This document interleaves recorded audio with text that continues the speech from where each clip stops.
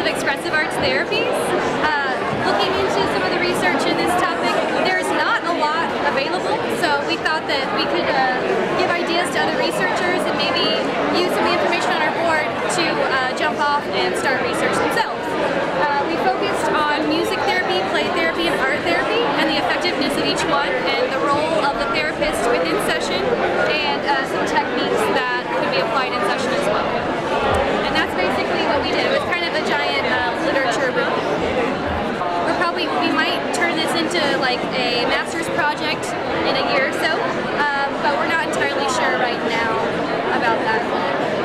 Everything that's happening is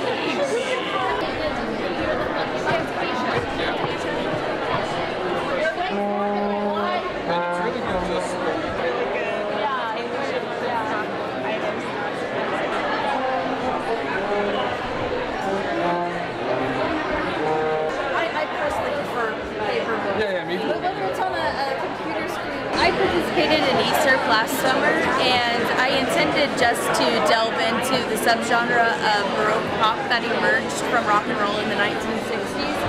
But as I researched it, it became really hard. It's really hard to separate anything in the 60s and just pluck it out without it being intertwined with all of the social movements and all of the other musical movements that were going on. So I included on this poster acid rock and psychedelic rock, which were two pretty closely related subgenres. And a big distinguishing factor of Baroque pop from regular just rock music is the instrumentation of it. Normally in rock songs you would have just guitars and drums and sometimes a piano, but Baroque pop started using orchestral instruments or even full orchestras and world music instruments like the sitar. Also, some important things that musicians started incorporating into their songs was literary influences. Like you had people like Simon and Garfunkel and Bob Dylan, whose texts were almost as important as the music itself, or more important. I actually have a book of just Paul Simon lyrics, and it's just like reading poetry. And I think they have Bob Dylan ones too. Concept albums started becoming a thing in the 1960s instead of groups just recording a few songs that sounded good and distributing them on an LP. In the 1960s, more bands started creating concept albums in which every aspect of the album was cohesive and went together. Like every song would adhere to a certain mood or theme, or if it was a concept album that was telling a story, like Tommy by The Who, each song tells a story, tells one chapter of that story.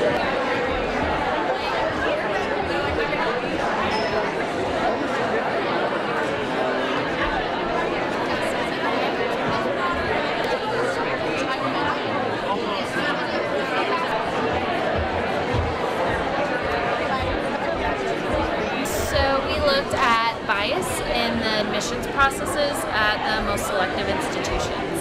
And so this is kind of a 2-year project. We started last summer, and we kind of narrowed down all of the potential possibilities that there are for bias, and there are certain gaps in who goes to these schools. Mostly we're looking at gender and economic and racial gaps. And so we developed a survey that we're going to give to participants, and it's going to look at their social dominance orientation, or like the degree to which they believe that group-based hierarchy is a good thing, and how that influences their decisions when asked if certain students should be admitted into selective institutions. And we'll collect the results this summer, and I mean eventually if we get results from this, or we can see that there is kind of a bias or a correlation between these two things, that we can send it to actual admissions officers at selective institutions and find out if it is the same with them and if it varies depending on the selectivity of the school. So that's the main idea. We want to determine if there's even kind of correlation between the orientation and the decisions first, and we're just going to use Amazon Turk to get our survey participants. And they're just going to be people who, volunteer to do it. They have to be 18 years and older, and they have to have a high school degree. And that's really it for them. And then if there is kind of a correlation between those, that's when we can actually get the funding to do something as big as soliciting responses from actual admissions officers. Because that'll take time.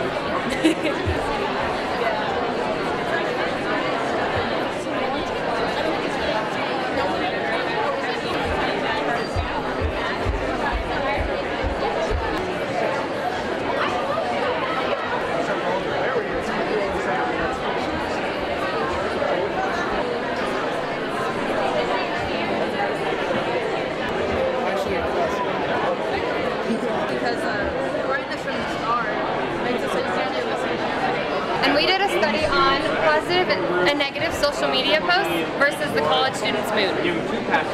We had previous research that stated that Facebook fulfills your sense of belonging as well as your emotional outlets. We also compared the social comparison theory to our project, so we decided that we base our opinions that we form about ourselves based on how we think others are doing around us.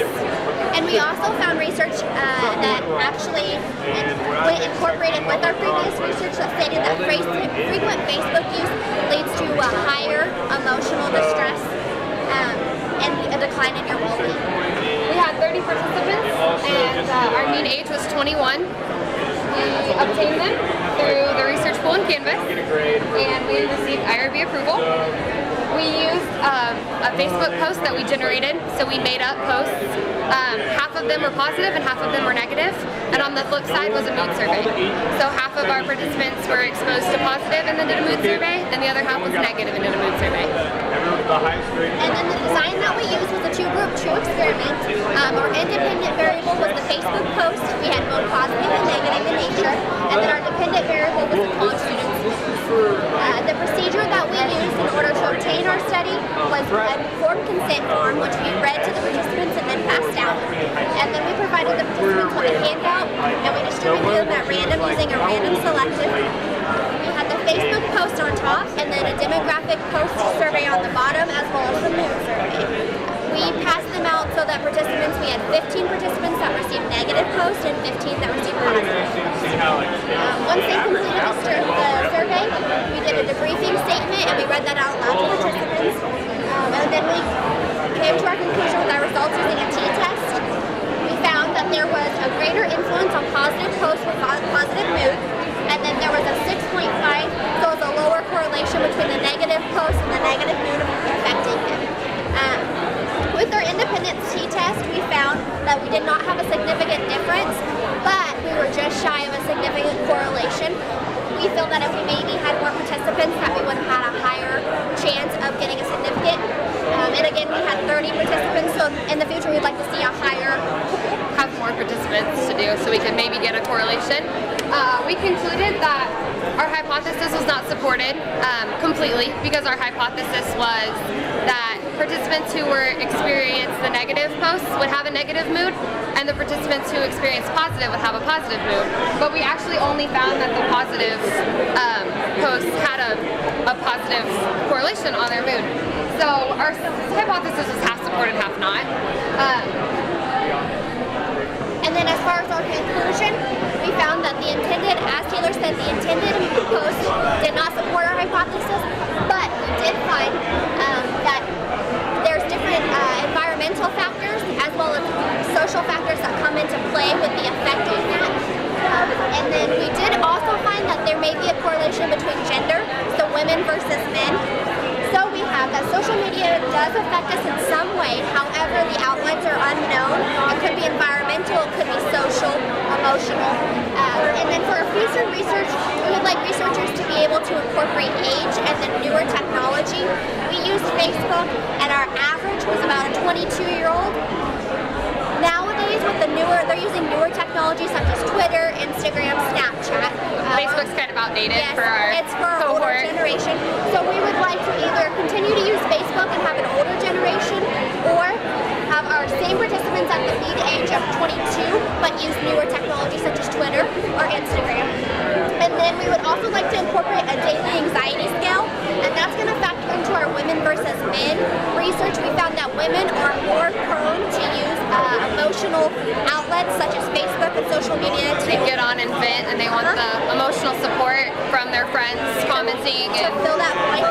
So we would like to incorporate a daily anxiety scale so we can see how the anxiety was rated amongst men and women, so we can determine if that gender actually plays a factor in that as well. And then we have our references listed below for our slide. And then for our acknowledgements, we would like to thank Dr. Kathy Grover and PY301, our students and our classmates that helped us to make this research possible. Our GTAs, for sure. Yes. And then our participants, of course, who the study would be possible without them. And if we have any questions, you guys feel free to contact me or Taylor, and we would be happy to give you guys any answers that you would like. Did find that the positivity influence did translate to a positive mood. So the positivity was actually more important than the negative, which we thought was cool. So our hypothesis was half support and half not, but I think, like I said, if we had more participants, we may be able to find a correlation between the two. Yeah.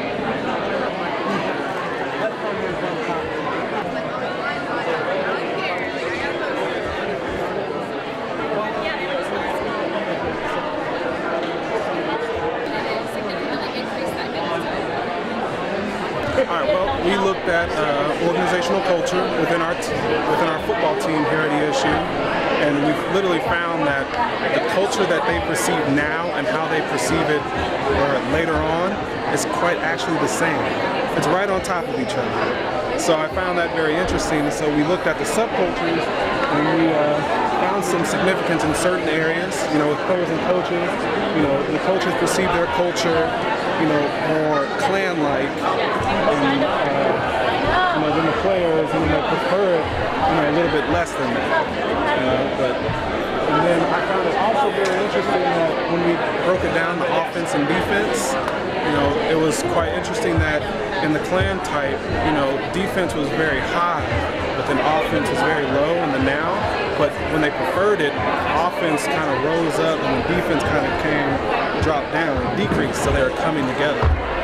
There's 4 different types of culture, and it's, clan is more family-oriented, adhocracy is more innovative, and market is more result-oriented, and then hierarchy is based on efficiency and everything running smooth. The clan culture is very high, and myself playing offensive line and knowing that it's a brotherhood, I wasn't surprised that was high. With the team itself and the way they are right now, there's not really anything that needs to be done. They're happy with where they are and how they perceive things. Now, if I was to test a year from now and that changed, that might offer something to compare it with. But I hope that I could take this and kind of spread it to all the team sports here at ESU. There's a lot of things that you can do with organizational culture and break it down into gender differences and sport to sport. Is basketball more culturally synced than football because they're smaller? So there's a lot of things that you can break down to organizational culture, and I think it's gonna be quite fun. The same thing to see if we can get it to work. While we were railing that, somewhere along the way, the cost of damage. It's very. So we looked at the portrayal of marijuana in the states that it's legal. So we looked at Colorado, Oregon, Washington, and Alaska, and we read, we looked at 4 newspapers, and we took 25 articles from each of those newspapers, and we broke it down and we looked at the medical benefits that they would be portraying, crime rates, overall satisfaction, and then taxes and the tax benefits. So what we found was that these newspapers are portraying a lot of medical benefits, not significantly high crime rates. They talk about a lot of tax increases, and that we're seeing the money being used for education and research on marijuana and other substances. And when it talks about overall satisfaction, 25 of the cases did talk, or 27, I'm sorry, talked about overall satisfaction. So that could be like business opportunities, that could be creativity, anything that didn't have to do with the taxes, the crime, the medical benefits. So 27% is what we saw with that. pretty positive portrayal. Yeah. While we did see like a lot of medical benefits, we did see a lot of people who were very against, like, for example, using it with kids or using it for certain diagnoses. Like they don't have, they're working on creating like a list for what's okay to use it for and what's okay not to use it for. And then they're trying to, it's hard to regulate, like, it's hard to separate who's using it for medical purposes and who's using it for recreation. So we're seeing a lot of implications with like how they sell and where they sell and who they sell it to. We're also, it talked a lot about underage usage. So like we're seeing, like, how do we portray it as a good thing in the states where it's legal without influencing children to do it? So different things like that. But overall, the good outweighed the bad. This is just for states, but it can be used like when more states legalize, they can use this research. Because a lot of states, like with Oregon, they pulled a lot of their research from Colorado. So when they were making policies, they considered what was happening in Colorado. But they also kept in mind that we can't make it exactly this way because every state is unique.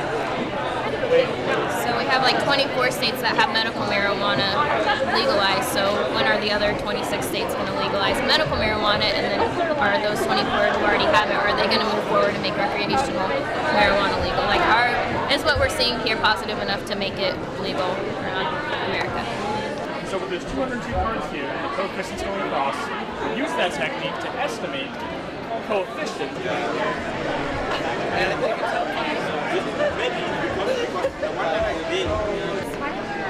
What's the last one? I was like, oh, that's so weird. We both have. Like your field in chemistry, right? Yeah, and I'm in psychology, so. I didn't know that went through that. So I had a lot of people with a lot of questions. And my study is the effectiveness of measurement tools on the sexual victimization of college women. Sexual assault disproportionately affects college students, and as such, there's a huge institutional reform to try to amend that. Researchers have conducted numerous studies into the prevalence of sexual assault on college campuses, and also to examine the measurement tools that are used and their effectiveness. And Bree and Davis Segal in 2014 looked at 20 years of data from the National Incident-Based Reporting System to examine whether the definitional change of rape would have an impact on the incidences and trends of rape over time. They found that 40% of sexual assaults were excluded by the prior definition, and this magnitude of error has grown over time. And the definition that they mentioned comes from the Uniform Crime Report, which is by the FBI. And prior to 2012, they defined rape as the carnal knowledge of a female forcibly and against her will. Not only is this problematic, but it leaves out numerous types of sexual offenses that in many jurisdictions are actually legal. So in 2012, they changed the definition to now define rape as penetration, no matter how slight, of the vagina or anus with a body part or object, or oral penetration with a sex organ of another person without the consent of the victim. And so I looked at the 2014 National Crime Victimization Survey to gather my data, and I examined the measurement tools used, their effectiveness, and some possible reasons why victims might not want to report. What I found is that attempted rape and attempted rape injuries are positively correlated. This is significant when combined with sexual assault. Victims are less likely to report due to them not being sure it counts as a crime because of the definitional changes. So these two together show that even when a victim is injured by their attempted assault, they are still less likely to report because they don't know if it counts as a crime. This shows that rape victims are less likely to report due to they believe possible that the police are biased. And so what this means is that because of the definitional changes, many victims do not report their sexual assault because they don't know if it actually counts as a crime. And our findings also showed that the higher an education a victim has, the less likely they are to report, which is surprising because we thought it would be the opposite. And also, as I said, victims are unlikely to report if they believe the police are biased.